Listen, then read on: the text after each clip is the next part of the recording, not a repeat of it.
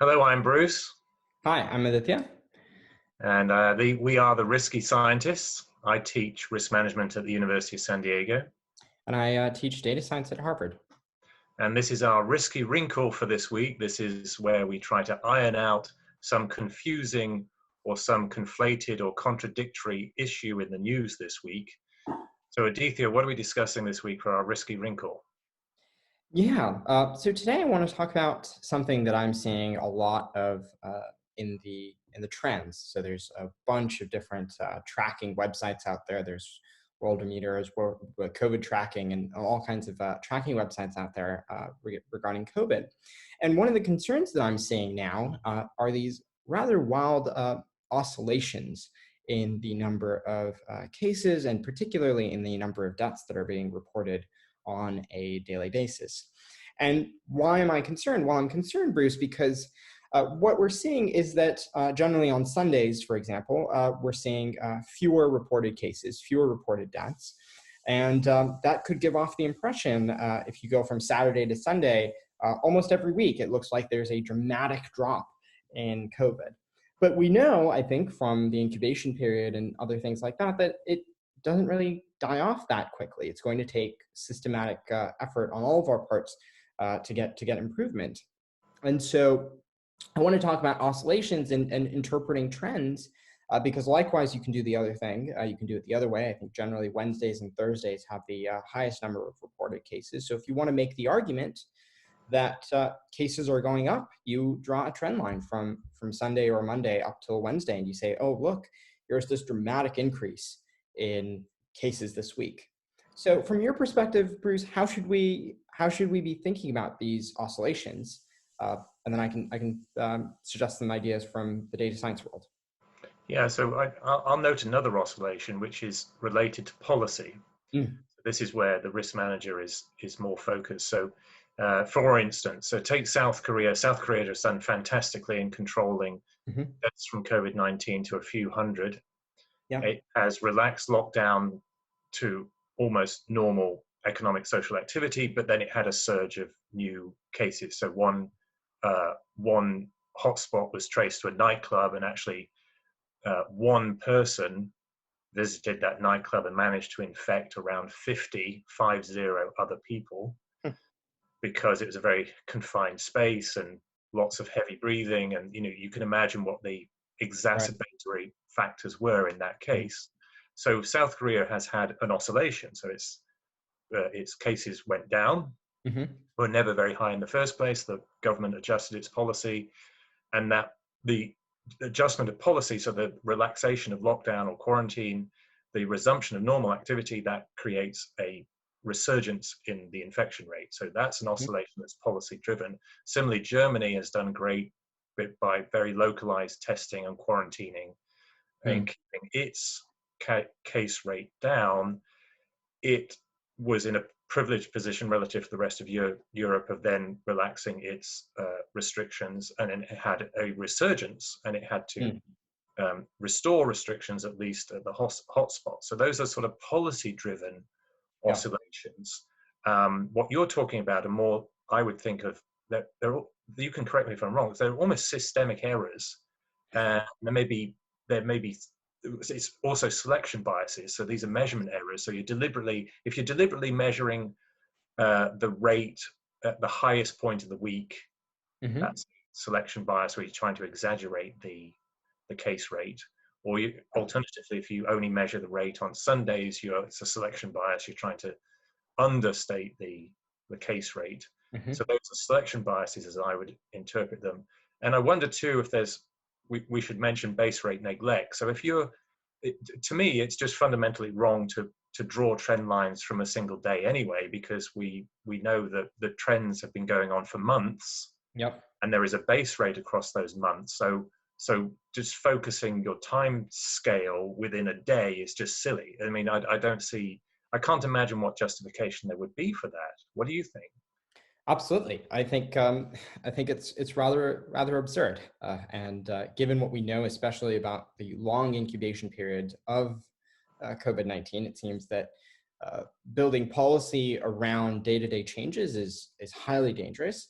And it's exacerbated by the fact that our testing and our reporting, in addition to testing, seems to fluctuate wildly depending on the day. I think in general, that's true of many risks, that some risks are higher in certain months and certain times, but this seems to be more of a actual reporting problem. And it seems like what we need to be doing are thinking about ways in which we can either fix the reporting problem. How do we make sure that we're reporting cases and deaths and tests that correspond to the actual day in which those cases and tests and deaths were reported in the hospital or wherever else they were conducted. But also, let me suggest something from risk management. I mean, it seems to me we should be standardizing how we draw trend lines. So internationally, there should be agreed rules on when and on what over what period, using what sort of data do we draw trend lines. Absolutely.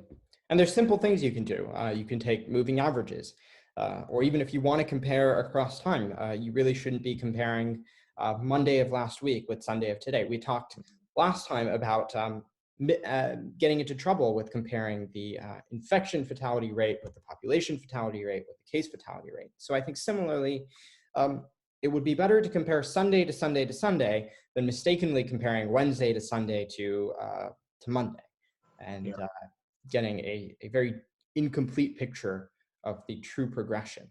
And I think that has implications on what you said for better policy. So can you just explain moving averages, and maybe there's room in the same explanation to talk about lag effects, because we've mentioned in the past the advantage of acknowledging lag effects in COVID risk particularly. Absolutely. Let's talk about moving averages. So moving averages are averages where I take the, let's use a number of cases as an example. So if I were to take a moving average, a 3-day moving average, I would take the average number of cases from today, from yesterday, and from the day before yesterday. And when I take tomorrow's 3-day moving average, I take the cases from tomorrow, today, and yesterday. So it's always 3 days, looking back in history over 3 days. I think probably a 7-day moving average or even a 14-day moving average may be better for what we know about COVID than even a 3-day. But what a moving average will tell you is it will help smoothen out those little bumps that become as a result of systemic errors. Yeah, so let me ask you this. Is it possible for oscillations to arise in the data for purely mathematical reasons? That's an interesting question. So I think the oscillations in what we're seeing from COVID data are maybe because of what's being reported. So we aren't really talking about, now, there are many cases in mathematics, for example, self-driving cars, differential equations, and we'll talk about that much later maybe, can give you these oscillations, these wave-like behavior. But what I'm seeing here, Bruce, is not that. What I'm seeing is really that the data has spikes. So these oscillations are due to avoidable measurement errors. Is that in my opinion? Yeah, as far as from what I know so far.